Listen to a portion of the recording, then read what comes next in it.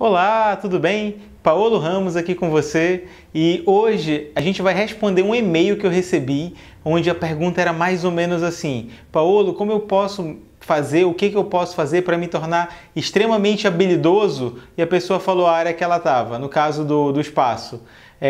E o mais interessante nessa questão de habilidoso é o desenvolvimento que a gente tem que ter, os passos que a gente precisa passar, o que é normal no desenvolvimento de cada pessoa para se tornar extremamente habilidoso em fazer uma coisa. Então a primeira coisa que a gente tem que ter em mente para se tornar bom demais em alguma coisa é entrar em ação.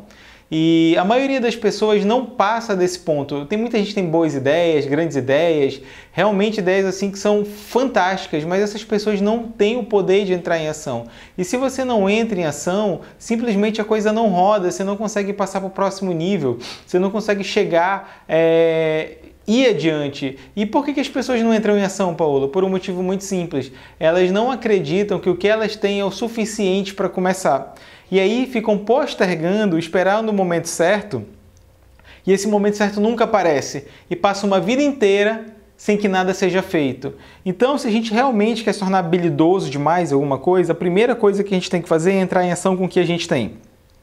Só ação transforma, só ação faz a gente entrar em movimento, só ação gera a escada que nos leva para o próximo nível, o próximo patamar. E uma vez que a gente entra em ação, a gente começa a viver o mercado, a gente começa a viver aquela experiência, a gente sai dos livros, a gente começa a entender os pequenos detalhes que são pertinentes a você e aquilo que você faz, aquilo que não está escrito em lugar nenhum.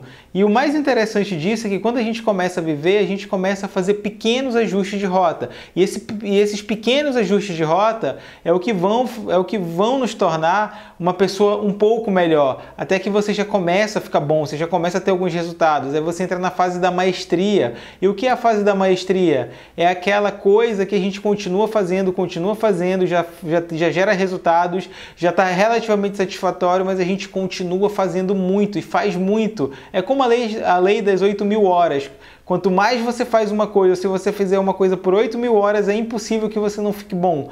E a fase da maestria é quando a gente entra em produção em larga escala. Então a gente continua fazendo aquilo agora de uma forma fluente, de uma forma automática, mas continua fazendo pequenos ajustes de rota. Até que vai chegar uma hora que você está tão bom, tão habilidoso naquilo que faz, que você entra para a categoria do estado da arte. E o que é o estado da arte, Paulo? O estado da arte é quando você já está no nível máximo de habilidade na área na qual você escolheu.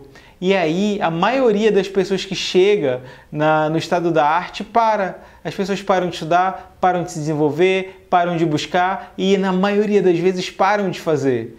E aí que vem a grande sacada, porque quando a gente continua fazendo, continua se desenvolvendo, continua aprendendo, continua fazendo pequenos ajustes de rota, mesmo na fase do estado da arte, a gente começa a questionar aquilo que a gente faz e começa a propor novas tendências, a quebrar paradigmas, também conhecidos